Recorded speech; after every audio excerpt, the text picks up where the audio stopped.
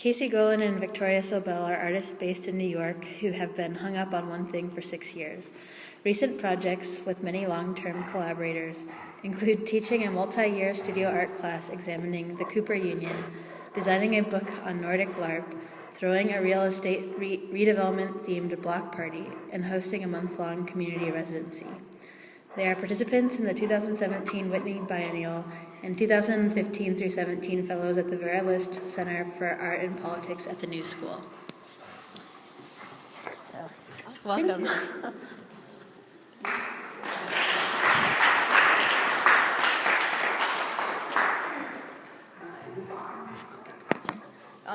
Thank you, Laurel, for inviting us, and thank you guys all for coming out on a Friday night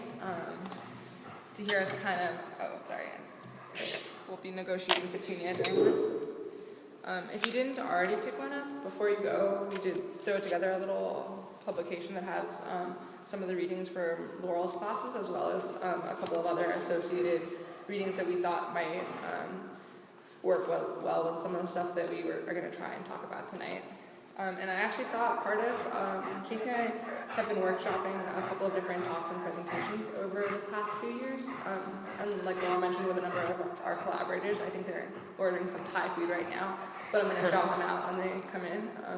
because it's not just the two of us. But I think part of what excited me about coming here was that when I had never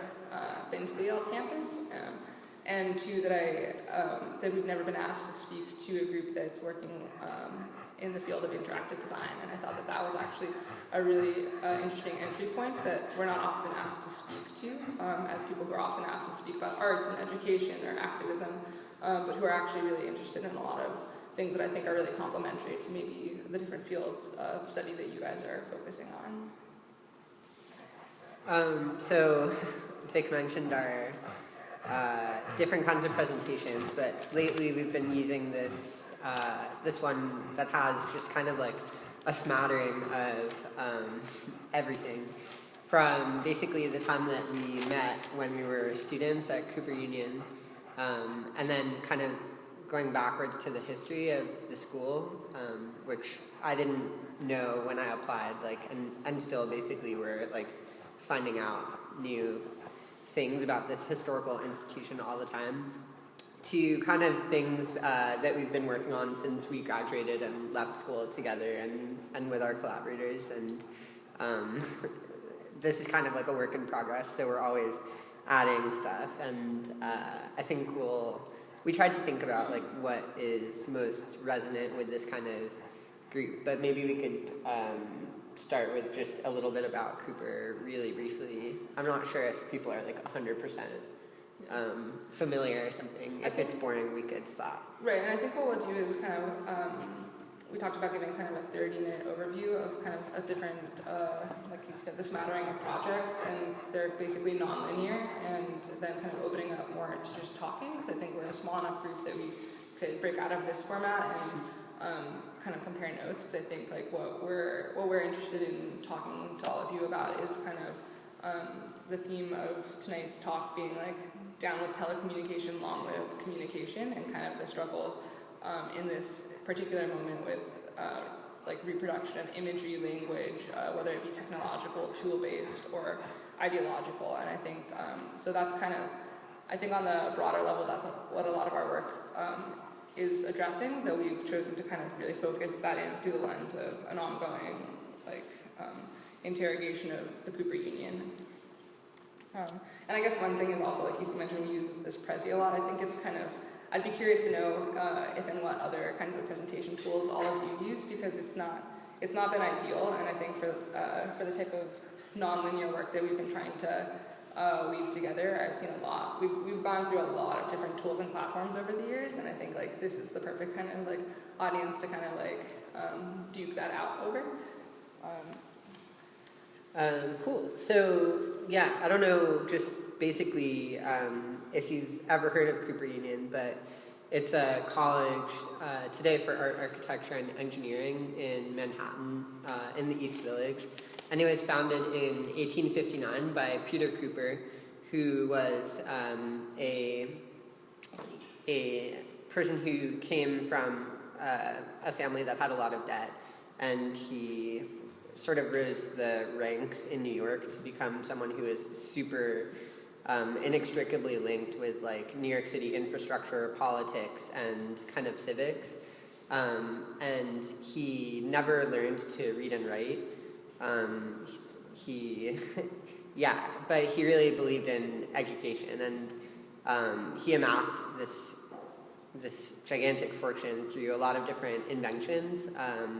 He was really involved in bringing water to New York City. So a lot of the early aqueducts and plumbing infrastructure. He was really involved in also the transatlantic cable. So like early attempts to connect continents in real time. Do you want me to do it and you'll zoom around? Sure. Okay. So basically, like Casey said, I think what really struck me as an undergraduate, and before being an undergraduate, as someone who was applying to the school, was this idea that here was this founder who had not even been able to benefit from the kind of byproduct he was saying should be emancipated from like kind of a market relationship of buying and selling education, because he was really against debt. And at the same time, here's this person who's really pivotally involved in the 1850s, one in kind of this reformist movement of education that's a little bit more emancipatory and made available for the first time to women, people of color, and immigrants. So kind of in the way of Peter Cooper, of Horace Mann, Andrew Carnegie, and many others. So this is kind of like, he's amongst those, but also somewhat of an outsider, given his upbringing. And then at the same time, he's an inventor, and like Casey said, he's known for kind of pivoting off of inventing a rabbit skin glue and a glue factory, and then that became Jell-O, and then also the I-beam. The I-beam became important in laying the railroads, and the railroads had to do with communication. The communication had to deal with the transatlantic cable, and so all of these things were kind of, I think, are glossed over. You know, when you go take a tour at these schools, they're kind of just a quick byline, and usually they're summarized in the word inventor or philanthropist. But really, it's I think for us it became a very deep rabbit hole how far that went, and how this kind of underlying entanglement with the struggle to communicate, who can communicate, who has faculty over something even as simple as writing. Like Casey mentioned, Peter Cooper was illiterate and wasn't able to write, though he's had a lot of speeches transcribed, and those are the ones that are kind of remembered. I think there's one right there, if you zoom in on that. And next to it is this drawing also from the sort of early times of Cooper. And so like he was really involved in infrastructure, but a lot of people consider his most important invention basically to be this institution, Cooper Union, which today it's a school, but back then it was kind of this multi-layered plan involving, in the basement, this place called the Great Hall, which was a hall for civic debates and, oh my god, Petunia just farted. Civic debates, and also a lot of different groups met there. Almost every president has spoken there, and you can see that this person is like heckling in the 1800s. So on top of the Great Hall, there was also a Museum of Design, the Women's Art School, and the first free reading room before the New York Public Library even existed. Peter Cooper kind of created a place where people could come after work and look at periodicals. And so before basically the free or full scholarship undergraduate program that has kind of come to be known culturally today, this idea that there was such thing as a Cooper Union. The union was really an encompassing thought about a free reading room, shops, a museum, a printing press for banknotes, and many other things. And out of that kind of blossomed a safe haven for education, and out of that came later an accredited degree, and out of that came these kind of more topically understood things like a bachelor in fine arts or a bachelor in architecture. And so I think part of what we've been trying to think about is how these spaces can or can't kind of age. So something about like the heckler in the Great Hall, to me, actually speaks a lot to this idea of whether or not communication is kind of impacted by, we'll get to telecommunication, but the space, as you can see in that Heckler photo, it's down at the bottom now, is kind of a cavernous amphitheater with a stage set up, and at the time it was the best for kind of live discussion and debate, but that kind of forum is kind of in a way extinct, and the way that it's used now is essentially for primarily private events, sometimes some free kind of book launches. Last night, who was there? The Supreme Court Justice. Yeah, but all of that's kind of been mediated by this new type of, I would say kind of a new way of filling spaces that's more audience driven and forward and intermediated by kind of technology that makes it kind of about a different type of relationship than it previously was. So for us, it's kind of like, it's not like, oh, this is the holy grail of a space where people have spoken. It's like, does it live up to what it was intended to do? And if not, how can we reevaluate how this can be changed around? And you can see next to it, essentially, it was, it was Peter Cooper's intention, and he wrote, he didn't write, he spoke about this often, that it was essentially for the students inhabiting the school to make use of the building as they saw fit. Obviously, a lot of that's not really been carried on, but so I think that's kind of the backstory of Cooper Union, but you fast forward 150 years, 155 years, and essentially it came to be known as a very exclusive, merit-based, full scholarship program, highly competitive. These were the types of new words that were being used to describe this place, and amidst the 2008 recession, the board and the then board and administration of the school decided to kind of hedge a bet that they could kind of cover up the same type of hurt that Cooper was undergoing, that other institutions were going, by building a lavish new kind of glass architect building that Tom Main would kind of front the project for. And the idea was that if they could kind of get in, take some loans out under all of this pretense, kind of, you can see this is a 2009 Wall Street Journal article, but kind of get in and spin the story well enough, and they could get out ahead of all of this and chalk it up to the exclusivity and the supposedly meritocracy-based model that we had. And what will follow is basically how that completely did not happen. Essentially a series of really compounded financial, they're a little bit boring, so if you want to talk about them, like, talk to me afterwards, because we can talk about them, but bad decision making that included like taking loans out, making very specific like selling of property off at really bad rates with with really high penalties for prepayment, and a lot of really technical stuff that mainly has to do with real estate and not a lot to do with education, were being made completely separately from what was going on at the school, which was kind of this continued practice of the full scholarship programs in 3 schools. And it caught head in 2011 when a new president, who's been ousted since then, was brought on by the then board to essentially push forward this tuition model. And I think this is the part that we're going to kind of gloss over, so we can talk about what we've done since then. But Casey and I, as well as I guess really hundreds, and the school is quite small, probably I'd say at any given point 1 to 500 of a school that's less than 1,000, kind of mobilized under the header of Free Cooper Union and many other kind of affiliated groups that were based out of different constituencies. There were some for faculty, some for alumni, some for concerned community members, and the like, to try and address the issues from a different vantage point, and to say that this is actually about, it's about a larger cultural issue, not a financial, symptomatic issue. And how it played out was mainly through the press, and not a lot in spaces like the Great Hall or other spaces where one might think that there was like a leverageable place where that conversation could be had.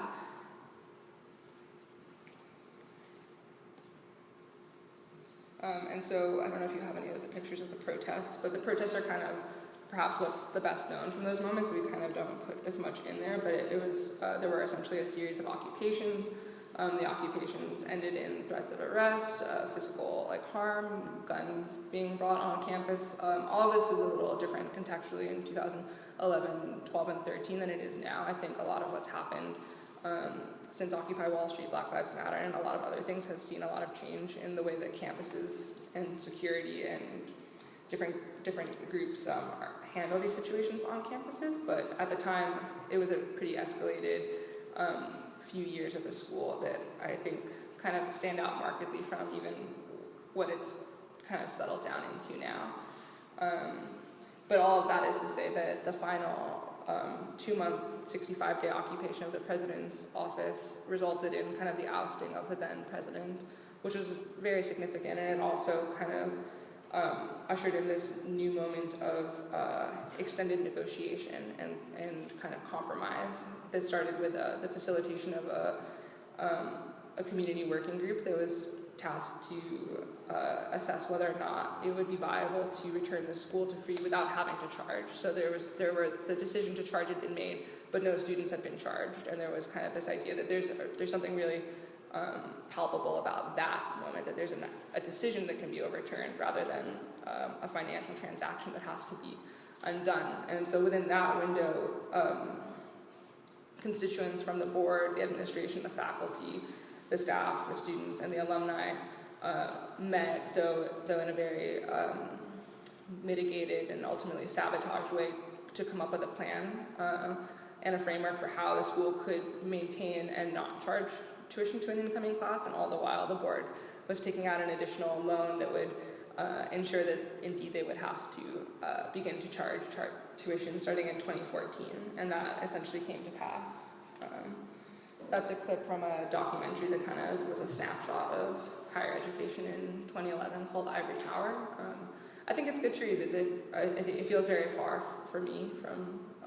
2017, but I think it's actually been really nice to see what was going on at both at Cooper but also at NYU. Where else did they go? Harvard. They visited MOOCs in Silicon Valley, historically black colleges. College, and many others. So I think that actually stood out for us, and that was like a Sundance documentary through CNN, which was, again, in dealing with compromise. It was like being rowdy student activists. Did we really want to affiliate the message that we had and what we were doing with groups like CNN, which were going to put their own spin on it, and in a broadcast way, and in a movie that's going to play in airplanes after all of this has come and gone and settled. And we did participate in it, but all of that kind of remains up in the air. The part that I'd like to talk about now is kind of more what's happened since then, which is that, and we have a set of publications in the front, at the front desk, which are a set of three documents that comprise the legal findings from a lawsuit, a New York State Supreme lawsuit that the community brought against the school. So that means that a faculty alumni, an alumni, and 2 prospective students, so a group of 5, brought a lawsuit against the board and the administration at the time, which was formally an injunction against charging tuition, which was to say that the school had not taken the proper measures in order to be able to make the decision to charge tuition. And the school's response was that the group that was bringing the lawsuit had no standing to bring the lawsuit because they don't comprise the Cooper Union. By law, the Cooper Union is the board and the administration. And so that ended up being a 2-year lawsuit ordeal that was intervened on by the Attorney General. And I think we're going to get to a lot more of the kind of the meat of what our project has been. It's kind of hard to always give a lot of this backstory, and I can't ever tell if it's quite so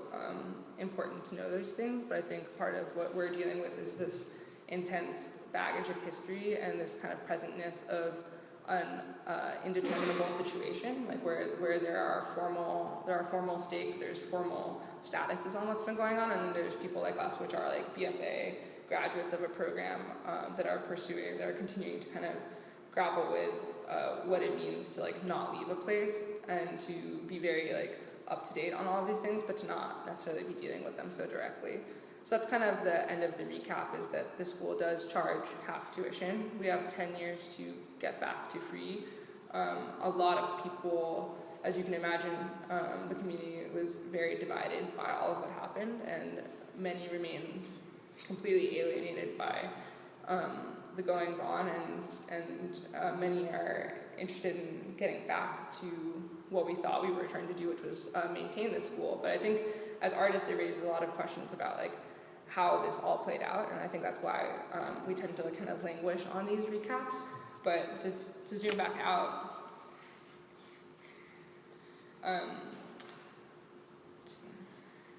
trying to decide where to go next. I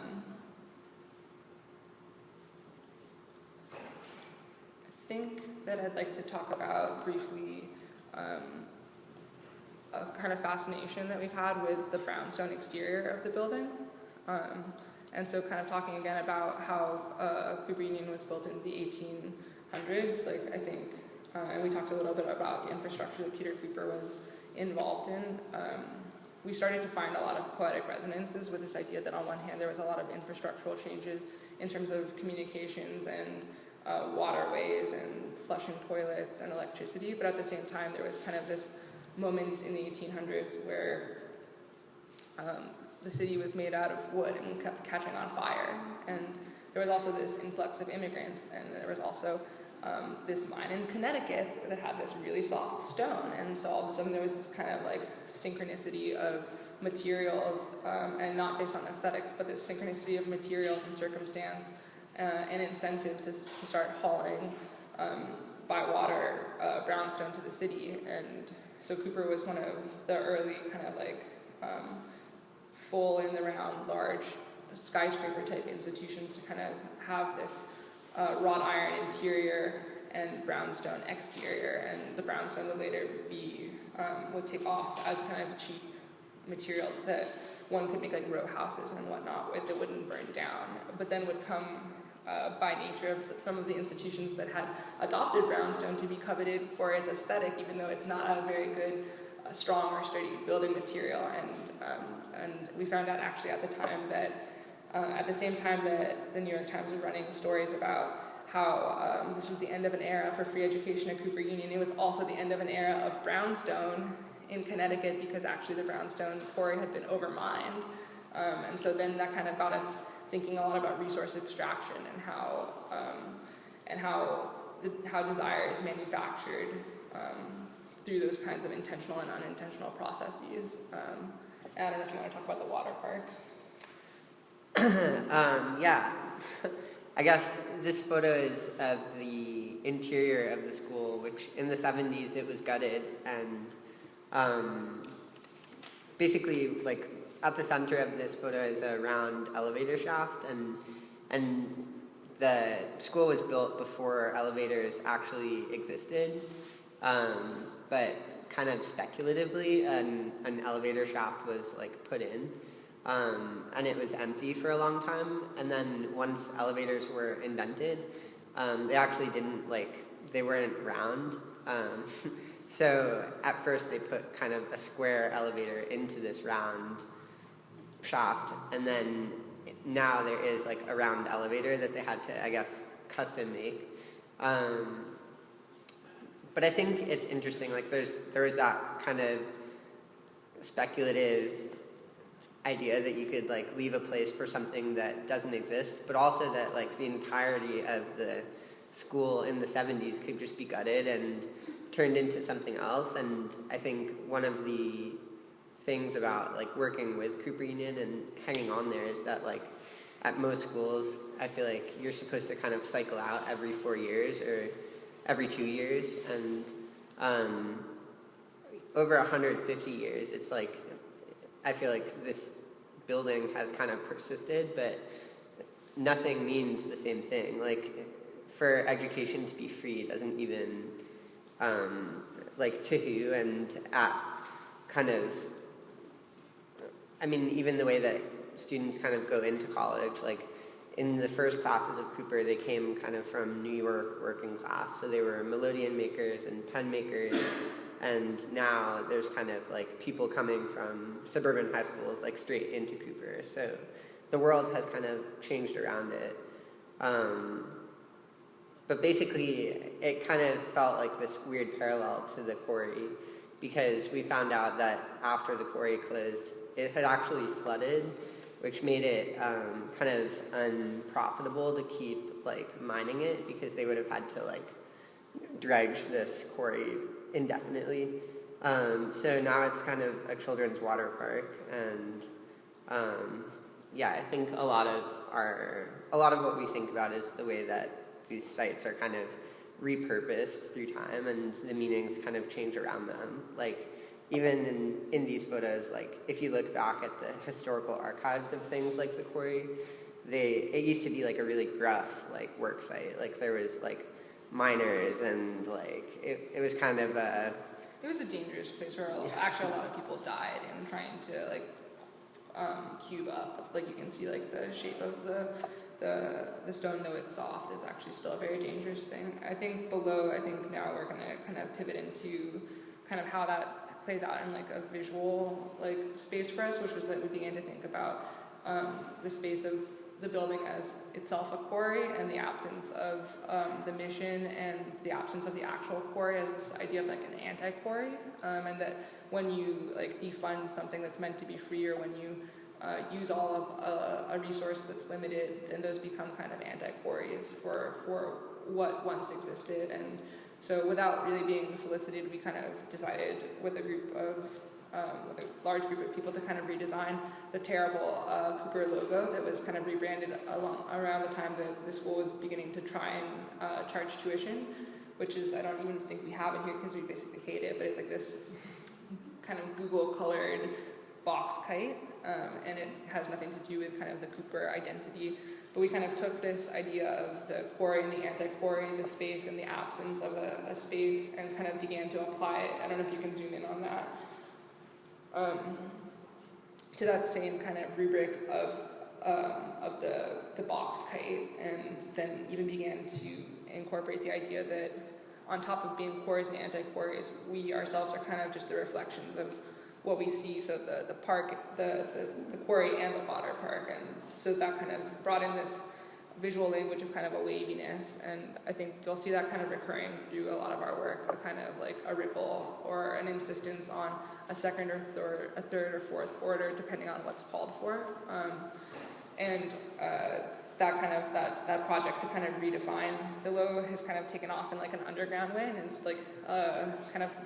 a symbol that's been adopted like in the times like after kind of the Free Cooper, where that had one very strong like activist aesthetic, and the times changed, and I think for us a lot of what our work also has to deal with is kind of like I don't want to say staying ahead of the times, but kind of anticipating and reacting in ways that aren't like prescriptive, or that can't be anticipated by being said, well, you did this once, so why don't you continue to do it in the same way, or why don't you maintain some sense of like continuity. So I think we're kind of often trying to wiggle around that kind of expectation. I have a question. The image with that hat, Mm-hmm. where does that symbol live now? Or like by applying it to a hat, what is that? That's great. The hat, can you go to the block party? Yeah. So we'll skip ahead a little bit. The hat came about, so like the symbol redesign had been kind of ongoing with a number of Curtin students, and it had been like kind of workshopped in classes and kind of shown as an alternative, but like it was all very just like on the back end. And then more recently this summer, Casey and I were approached by the Alumni Association, which we're not part of, to host the 3rd annual Cooper Union block party on a construction site because Astor Place is being redeveloped. But I think we embraced that ultimately because of our interest in one, real estate and redevelopment and construction, and two, because we thought we could probably try and use the funds that were being allocated for a block party towards kind of integrating in something like a student-designed kind of co-option of an existing failed brand identity. So that right now that kind of lives more on like the student side in hats that kind of people want, and the desire for a larger conversation and addressing why we maintain a visual branding that doesn't suit the school. And so sometimes I think there are different projects that we kind of take to their logical conclusion, and there are others that are more productive as kind of being the rumble behind the scenes and the kind of increasing dissatisfaction with the brand creates a situation where it might be addressed more so than going and saying, we need to do something about this, because obviously the school spent a lot to have it redeveloped in 2010-11. So right now it's kind of like, I would count that as something that we intentionally keep on a back burner versus some of the other projects that we're pushing, or some of the more tangible outcomes of the block party. So it's kind of, we're always trying to kind of interweave those things. I also think it's kind of in a weird way, nobody really asked us to reimagine the way that the school looks, and they're not necessarily open to having it changed.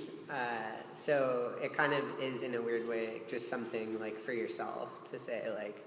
this is it's an alternate symbol for the same thing that kind of coexists, and nobody asked and they might not even acknowledge it or something. But it feels like the longer that I'm kind of around that it feels important to have those kinds of things, or they just start to form this coexisting world. In another way, I think another way that it serves is kind of to make a visual shorthand for people and the community as it relates to something like the idea of the quarry, which is at one point needed a lot of narrativization and telling people look at this brown building, and nowadays something like that symbol can kind of house all of that internally to that. So it's kind of, but I think like Casey's saying, I think most of the time when we're developing these types of things, it's less to be the alternative and more to be one of many different kinds, and that's usually why we don't kind of push something to I don't think that this should be adopted. I think that it should spur a conversation about what a good feeling, if at all, brand identity might look like for a school that's trying to reimagine itself moving forward. I think there's a lot that we could hit on, but I think the one thing that I'd like to, before we kind of break out into something else, I guess two. One is kind of a Alice in Wonderland trip down a crazy path to Ohio that we took to visit a college called Antioch College. I don't know if any of you are familiar with it. It closed in 2006, but essentially almost all of the same things I told you about the founding of Cooper Union were happening simultaneously in the early 1800s under Horace Mann's guidance, but in Yellow Springs, Ohio, and it was, instead of being kind of about practical arts, it was about kind of a more progressive to radical liberal arts style education. And I basically, at one point, I think it must have been 2012 or so, stumbled upon the fact that this school had, we didn't even know that it had closed, but that it, not only had it closed, but its alumni had galvanized to maintain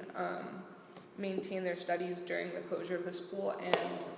been able to fundraise enough to reopen the school. And so this kind of, amidst what was going on at Cooper, all of the student actions, the lawsuits, the working groups, this kind of created this different dimension, another alternative for something that had not been fully pursued, and it kind of resulted in, I would say,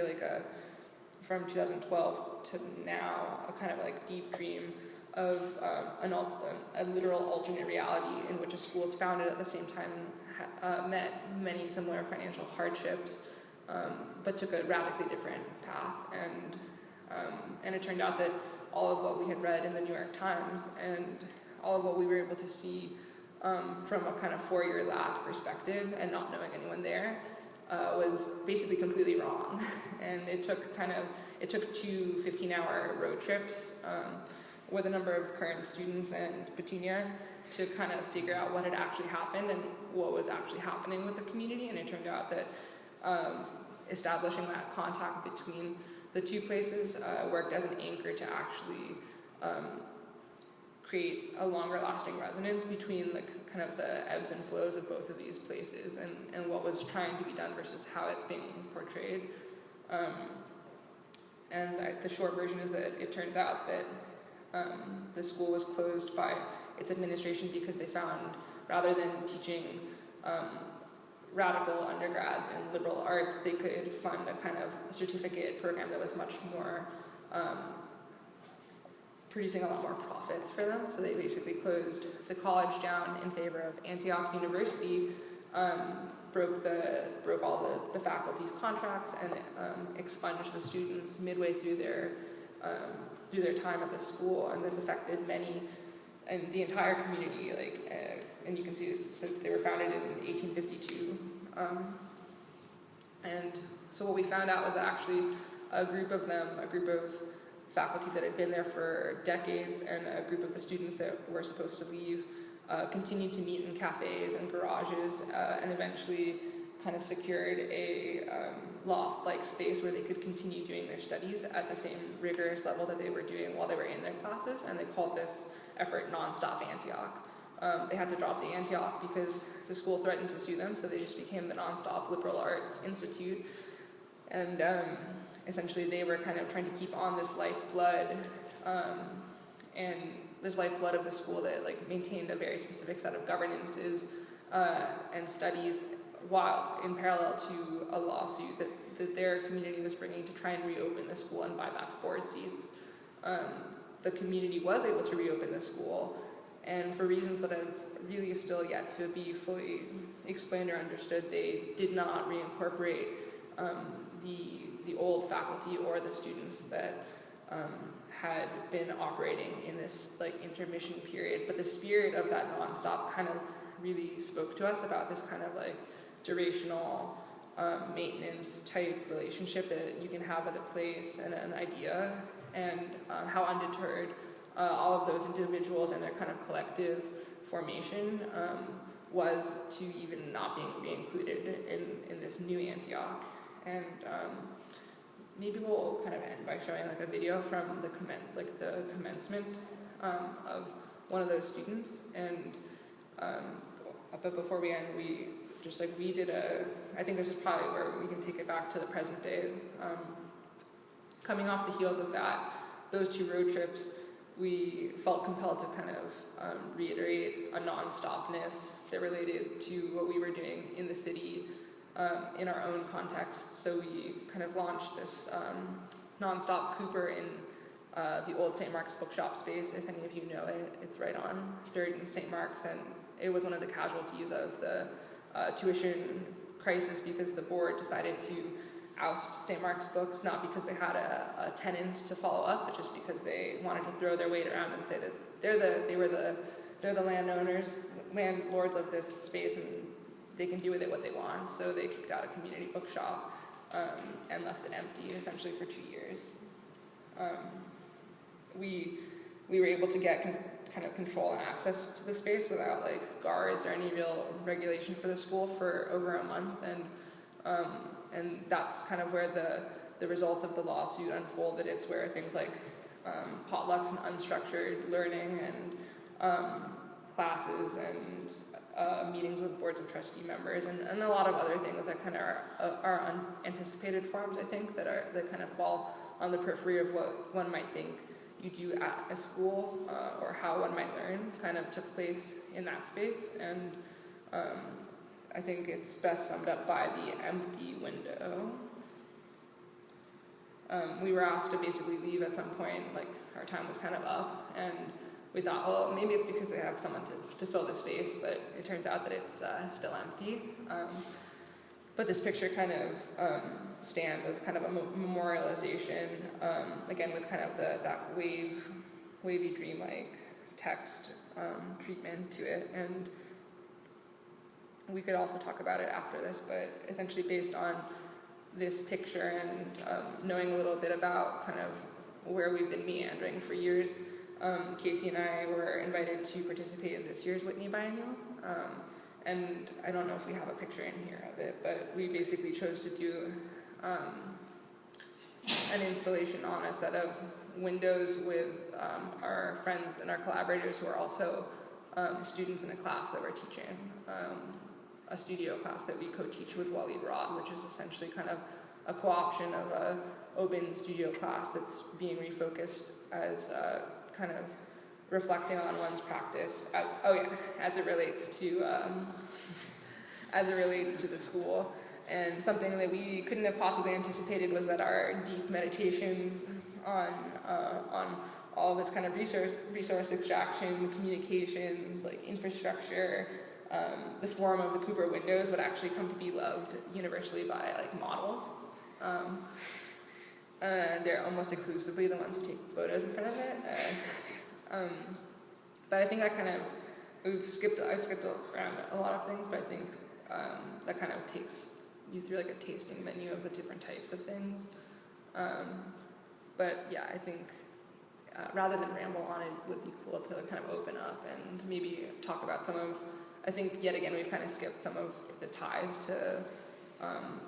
the ideas of telecommunication, or even why we kind of anchor back to things like the Luddites. But do you think it would be okay if should we? Oh, sure. Can you tell us a little bit about the text on the window? Yeah. You have the file for that? Yeah. Summary. I will just say briefly that I think like whereas something like the redesign of the logo was kind of one version of like establishing a visual language, another kind of recurring theme in our works has been this kind of iconic Cooperian kind of 1850s-ish window, which is like a framed and paned window, as opposed to kind of the ones that you see on like newer buildings here, which are usually larger and unpaned, more kind of like screen or surface. These are kind of easily recognizable, don't really make a lot of sense, but are like kind of nostalgic in that old style, like curved top look. And many of our other publications kind of feature this window as something that you can look in and look out of. We decided we were approached, I don't know if you want to jump in, but we were approached essentially to, in response kind of to the text that we had developed during the nonstop, that kind of window text, to do some sort of window treatment on a windowed surface at the Whitney. And we looked at a lot of spaces, and ultimately we picked these 3 windows, which were, part of why we picked them was because we couldn't see them. They were behind a wall. If you've been to the new Whitney, it's in their newer building. It's the first biennial that's been hosted there. But since the building was open, those 3 walls that face the facade of the building have been behind a fake wall, because they thought they would need it for a exhibition, but it turned out they didn't, and no one reopened the wall. So there's kind of these secret 3 windows. And we thought to kind of, do you want to talk about the hopscotch? Sure. Okay, it sounds like I'll talk about the hopscotch. I think part of what we started to approach was like this new idea that like it's kind of an uncomfortable thing to be approached as people who are not making very much recognizable work in the art world, but who identify as visual artists and who are kind of interweaving in and out of these spaces, being student protesters and then being people who teach at the school, but who are doing all these kind of crazy excursions to be invited to do something at a place under the banner of something that has all of the notoriety that a biennial has. So we began to think about like, well, what is kind of the role of artists to come in and out of these, and how does that kind of how does that type of transposition speak to like the ins and outs or the inside outside that we've been thinking about for years as it relates to our goings on with Cooper. And so I think part of what we wanted to do first was break up those 3 windows into like that pane structure, and then at the same time we've been doing a lot of thinking about games and play, and this kind of idea of the unstructured play, or kind of the root of play, ludens, and kind of happen chance kind of stumbled into this idea that like hopscotch is a game that's kind of about this idea of the traversal. something that you would, I don't know if you have one of the courts, but essentially that you start at the start, you throw a rock, you kind of go up to heaven and you come back, so kind of going and coming back. And the story has it that before it was kind of adopted by the church and had like the idea of heaven, there goes one. Before it had all of these ideas imposed on it, it might have been more of a military ritual that was like Greek or Roman, and it might have related to the labyrinth or the maze, and it might have had more to do with a rite of adolescence, by which like someone goes and does something to kind of test their limits and comes back. And so all of that began to be like, for us at least, have a lot of resonance with like going and doing something and coming back, or kind of carrying water, or thinking about like how one does things, takes breaks,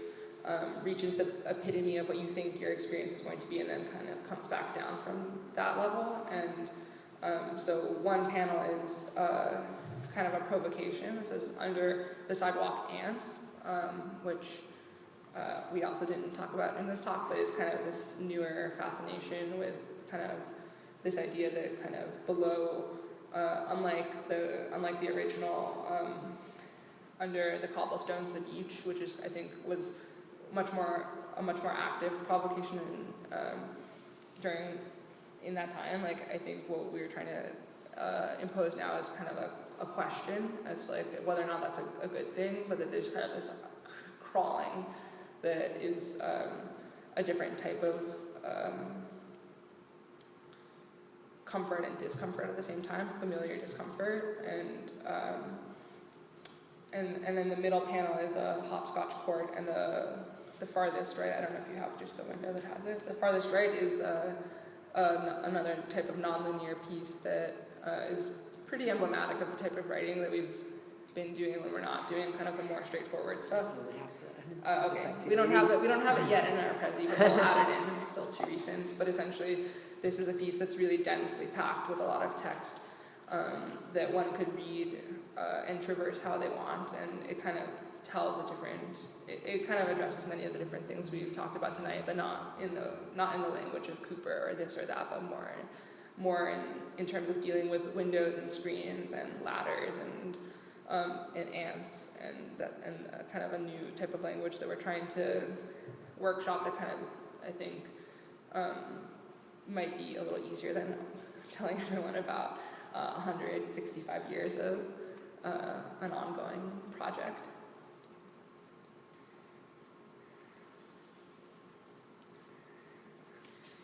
Can you tell us a little bit about your LARP project? Sure. It's interesting too. I thought like on the windows, I think like this project, one of the things that came up was like different types of texts and different ways of working with texts. Like for this, we had to meet with the department at the Whitney that puts together like explanatory materials. And so they have a director of interpretation who takes like the work of artists and tries to like bridge it to the public through wall labels and through educational programs and an audio guide. And so I think like the invitation to like put text on windows in like a highly trafficked exhibition is kind of interesting in this time. Like it feels almost like a trap of like instrumentalization to say like, well, if you have access to like millions of people, what is like the message that people need to see? And I think like one of the problems that I feel like we're contending with right now is like the simultaneous operation across these types of language where like you're trying to almost like a poetic language that gets at like essential truths or something of like reality next to like a wall label that's trying to explain it in the most like dry way. And I feel like we're often kind of caught between explaining ourselves and having a thought, but they both kind of happen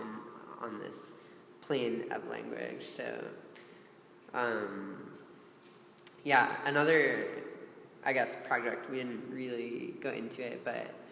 I also don't know if we have super great documentation in here. I brought a book that's in the back, but we essentially have been like invoking this idea of live action role playing ourselves for years. I think like part of what happens in like being a student, then graduating, but being an activist, but being also not always an activist, was this kind of like performativity that was just like, you could do it durationally, you could do it sometimes, you could do it contingently, you could act up towards something, or you could downplay other things. And I think that that's like, even in a space like this, it's funny to kind of like address whether or not like that's something that happens, whether you are like yourself or a character of yourself,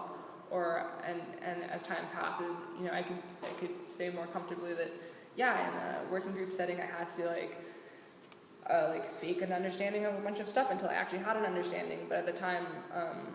that those realities were too compressed to really be able to debrief them like that. But we had, so for many years, the shorthand amongst the students and people we work with was like that we're all LARPing ourselves,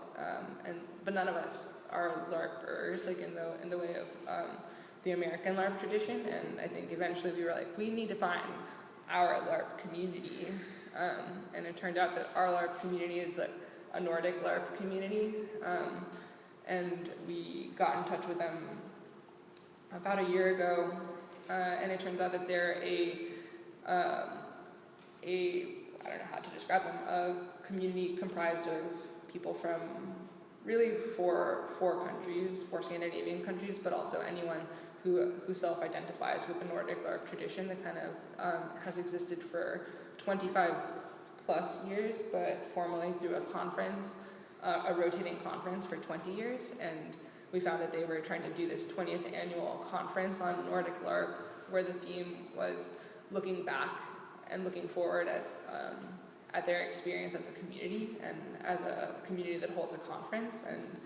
it seemed really rich to us that's exactly the type of thing that we've kind of durationally been trying to do at this school, but that you can't always do for yourself.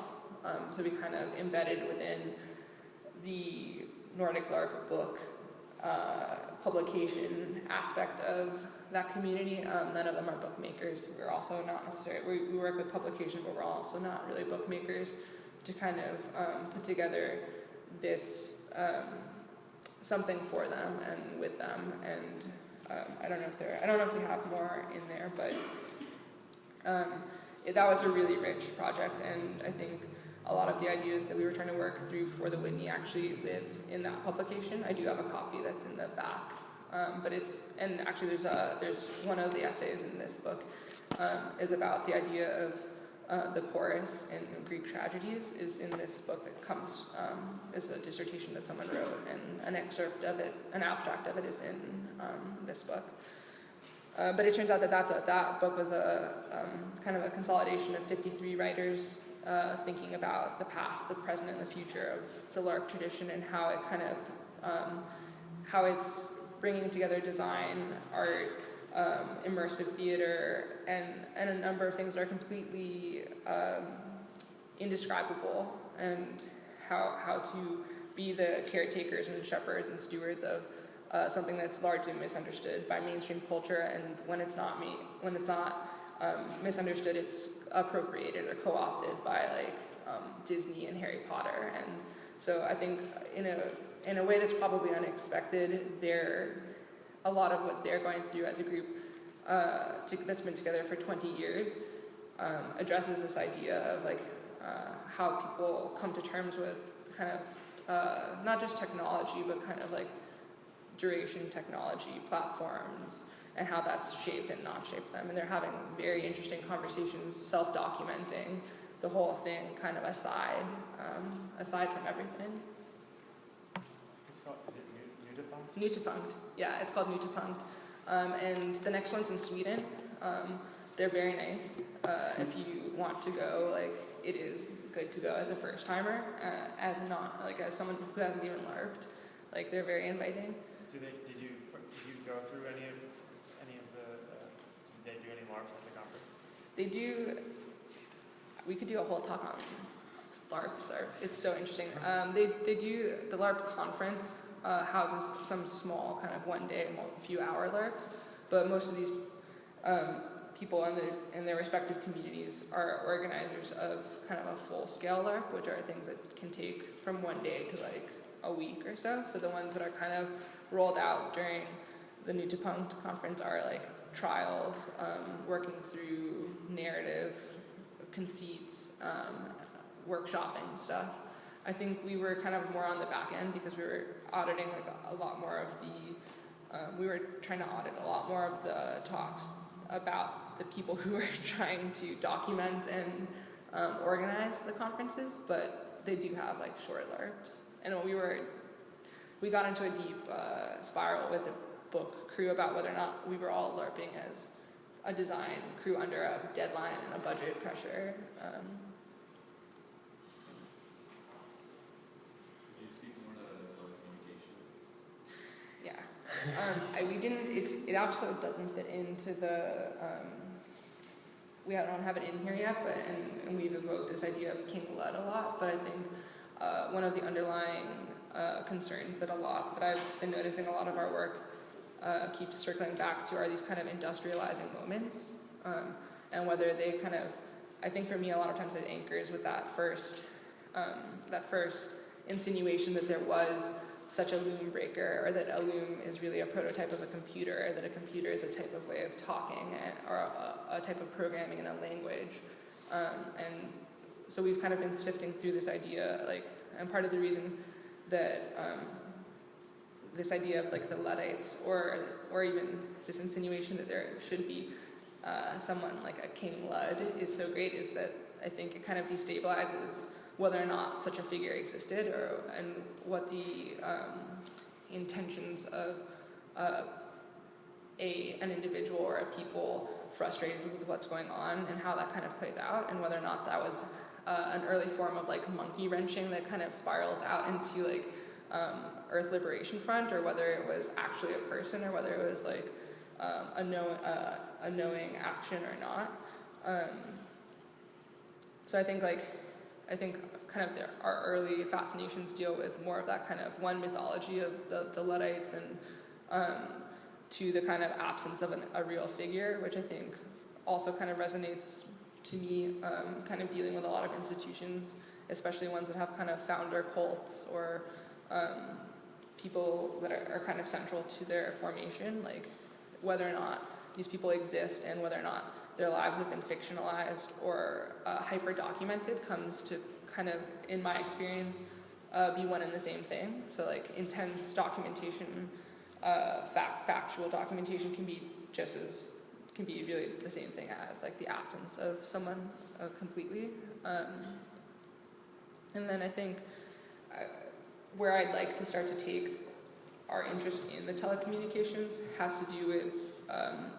perhaps particularly how kind of Cooper figures in with those infrastructural layouts of the telegraph and the transatlantic cable, and how those came to be the kind of underwiring for like phone lines and military processes that the school did or didn't benefit from, but had a hand in shaping. And so whether or not we have what's kind of a actionable form of legacy, and are the gives and the takes kind of like, do they square out at the end of the day? The fact that our school's founder was able to make enough of a fortune to set aside an endowment for a school that would then be taken down by like smear campaigns in the press, but in the end we contributed to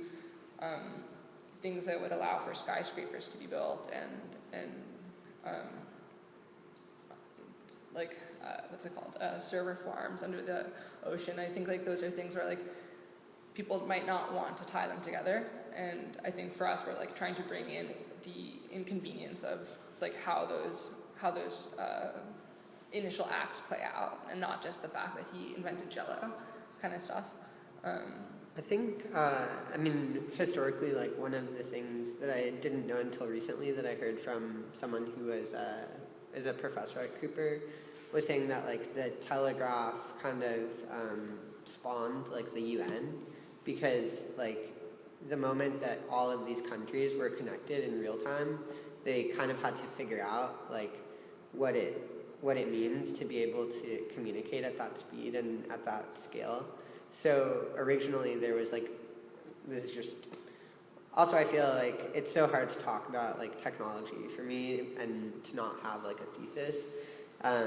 which I think is why for us it was like really helpful to bring together a lot of other people's writing,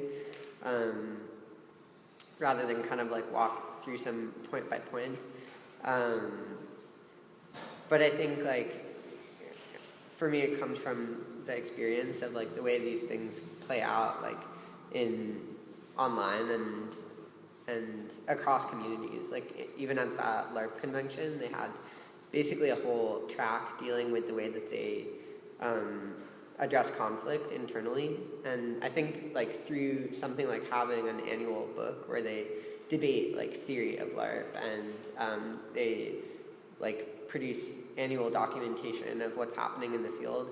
they have structures to kind of move along like what the kind of work they're doing, but they also have like really messed up like Facebook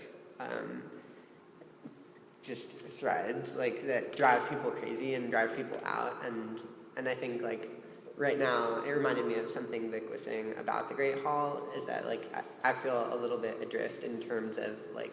where are the places to have conversations or to move forward on things, because the structures that are like posed as meeting places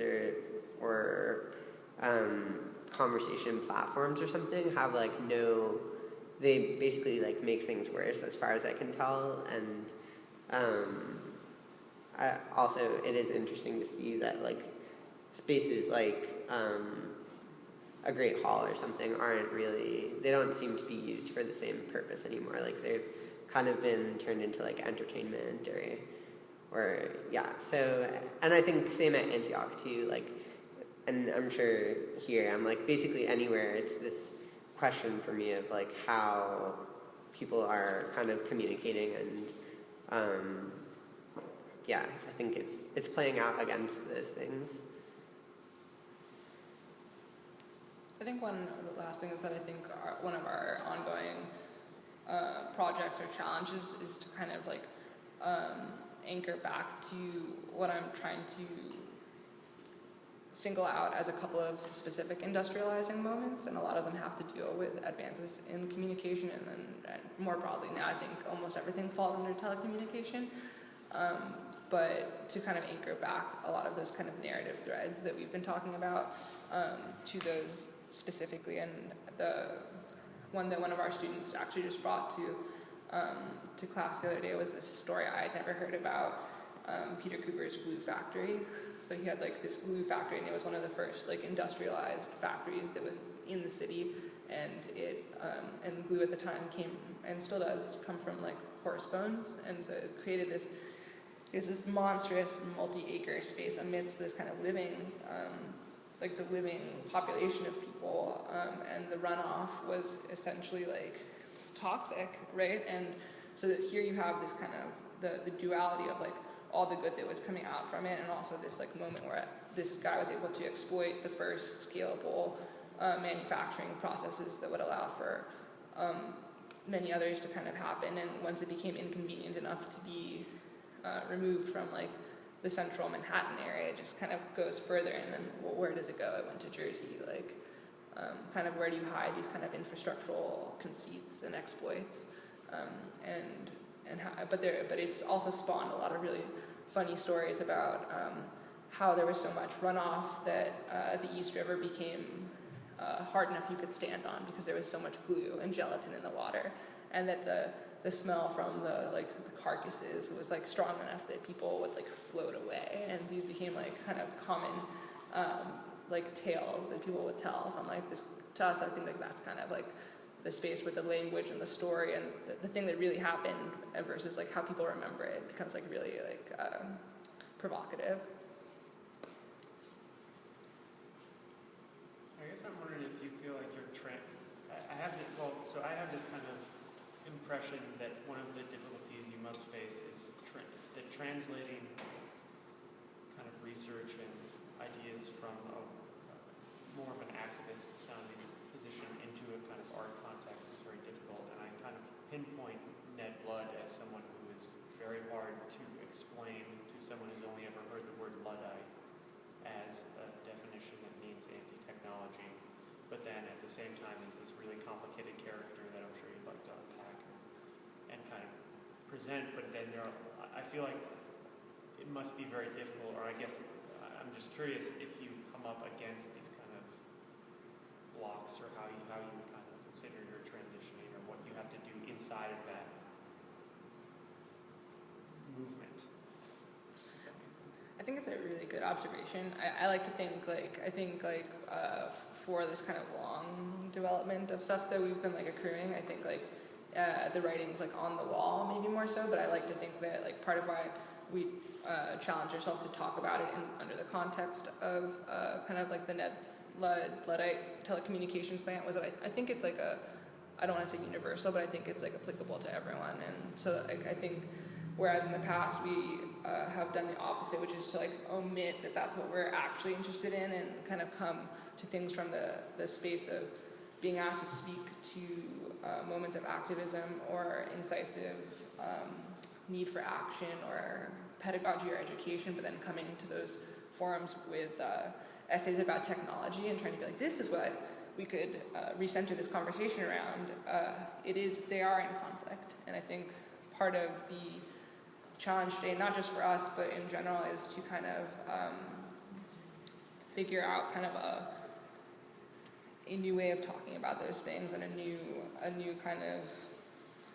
I don't think it's new. I don't like to say new. I think that's kind of a hypothetical space. But I think we've been finding a lot of we've been getting a lot out of kind of hitting contradictions constantly. And I think it is painful and it is hard and it is kind of a vulnerable thing. But I guess do you have the Pepsi ad? I have a screenshot from it. Okay. Well, I mean, I think we are people who literally made a giant banner that's free education. I believe, and I believe in free education. But then I'm Pepsi's launched this this ad in India where there's an ongoing over a year-long student strike, really massive, very large scale. And I think that they have to do with, I think they're in, what's the field that they're, I think that they're engineers striking. But essentially they just, at the same time they unveiled their Kendall Jenner protest US ad, they released this ad in India that's all about breaking up a student hunger strike over a tuition hike. And I think it was, and people were oh, this is so terrible, it's so terrible that Pepsi does this. But I saw this and I thought it was hilarious. I'm it's amazing to see that something that in completely different contexts, culture and corporations subsume this type of language and they regurgitate it back this way, and they are coming up with phrases if you exploit us, we will shut you down. What is that one? Or really good one. the Pepsi US ad, the protest is all about join the O conversation, which is some kind of, or I thought this one, we want voices to be heard. It's oh, we reproduced that. It's actually it's in the very corner. The way that the things kind of they morph, and it's I think you mentioned translating from activism to art or something, but I thought in the context of what happened at Cooper, I think one of the things we only started to think about after, because it had been so intense, is what that kind of how related it was to the moment we were in with Occupy going on, and this kind of what was effective then and what registered then as activism or student activism, and kind of what you mentioned where for all time that could be regurgitated in an ad or in a lecture or something. And I think it is really hard to deal with that idea that things can be easily transposed. So what worked in one place at one time could be a kernel of inspiration anywhere. I think has been really hard, and I think that's where things that we're working on now with the class that we're teaching are basically asking questions about what it would look like to ask these questions in this time, and to look basically stare at this place and the work that people are already doing until it kind of like, until you see something there, rather than trying to superimpose like this idea that if you're like holding a sign, it's effective or something. Like, so I think,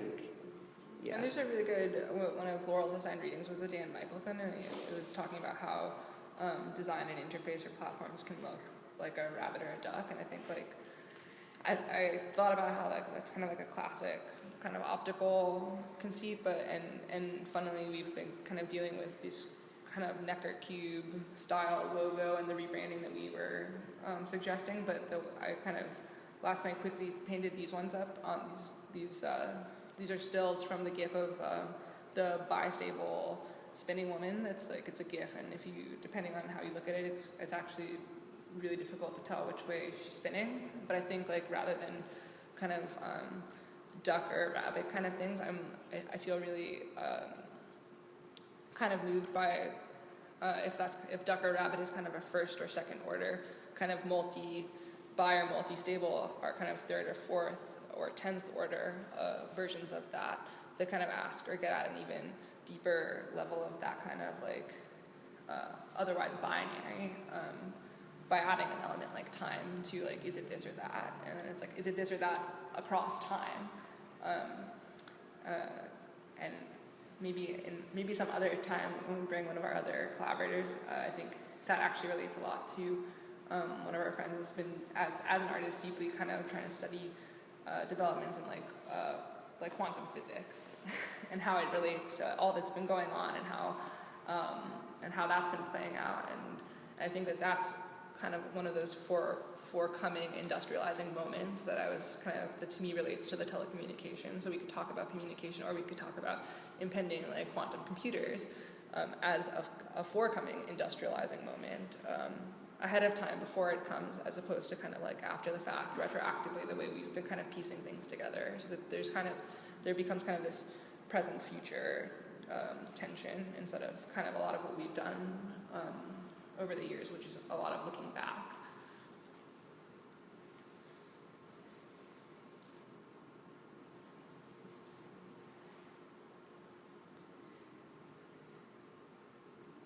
I think maybe just to close it off, I think I just appreciate you guys all like listening to this in this version and in its current state of things, because I think like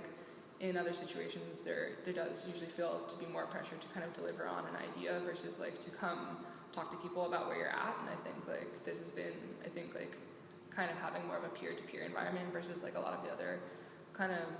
events we've been asked to speak at or show up at do feel a lot more like LARPing yourselves versus like coming and being like, it's kind of a mess, but this is like where it's at. And I think like even before this we thought like we're like, this is going to be our funniest talk yet, because we have like a lot of funny stuff that we didn't show. But yeah, I don't know, I just feel like grateful to you all for like hearing where it's at, and like sorry that's like cheesy, but yeah, thank you. Thanks.